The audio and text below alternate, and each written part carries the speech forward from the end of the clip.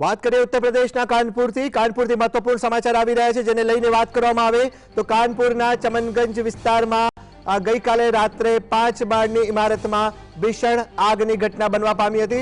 થાના ક્ષેત્રમાં પ્રેમનગર વિસ્તારનો આ બનાવ સામે આવ્યો છે જેમાં ગઈકાલે એક હાઈરાઇઝ બિલ્ડિંગ હતી તેમાં ભીષણ આગની ઘટના લાગી। આગની ઘટનામાં જાણકારી મળી રહી છે તે પ્રમાણે 5 લોકોના કરુણ મોત નીપજ્યા છે। फायर विभागनी 8 कलाकनी मेहनत बाद आखिरे आग पर काबू मेळवी लेवामां आव्यो छे। मोडी रात्रे 1 डझनथी वधु फायर एंजीनो घटनास्थळे पहोंची गया हता अने इमारतमां लागेली आगने काबूमां लेवा प्रयास हाथ धर्या हता। महत्वनी वात ए पण सामे आवी रही छे के इमारतमां जे जूतानी फैक्टरी हती ने तेमां उपरना माळे आग लागवानी घटना बनी हती। आग शॉर्ट सर्किटने कारणे लागी होवानी प्राथमिक जानकारी सामे आवी हती अने जेने लईने केटलाक परिवारो ज्यां त्यां रहेता हता ते लोकोने पण रेस्क्यू करी अने बचावी लेवाया छे।